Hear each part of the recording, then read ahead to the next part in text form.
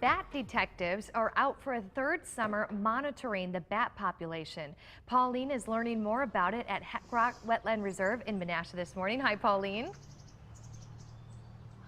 Well, good morning. This is actually one of the sites, one of the 5 that they monitor.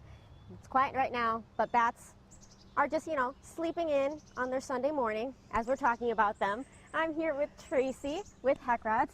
So Tracy, what kind of bats would you find in our area? In our area, you would find big and little brown bats are the ones that are that are the most common, and then you would also find the eastern pipistrelle, long-eared bats, the red bat, and the hoary bat in our area. We have several kinds. We do. We have 5 different kinds of bats in our area that we found as part of the research that we're doing here. Now, bat detectives are out for a third summer monitoring. Correct. What kind of work do you guys do? And we have some pictures to show you guys, but what do you guys do? Well, every night during the summer, on a rotating basis, we monitor at the sites that are participating that year. And we have 5 sites this summer. There is a 1-hour transect at each site that has been pre-established by the research.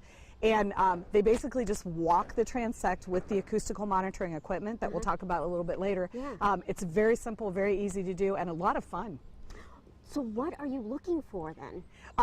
During the monitoring transect, the equipment is listening for the echolocation calls of the bats, and then it translates that into a signal that we can see on the monitor, and then we mark where we see them.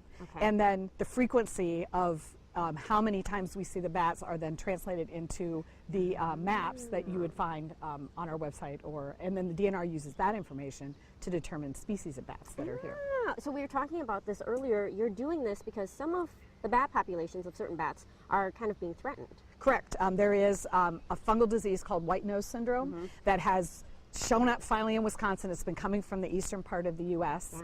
It came to us from Europe. And here in the United States, our bats do not have a way to be resistant to this disease. And so it's killing huge numbers of bats. Right, right. Most definitely. Well, we'll talk more about that. We'll talk more about why bats. They're actually very cute. They get a bad rap. How can you turn that face down? I mean, seriously. And I'll give you a hint why they're so important. We've been out here swatting mosquitoes. So stay tuned if you want to know why they're important. Thanks, Pauleen.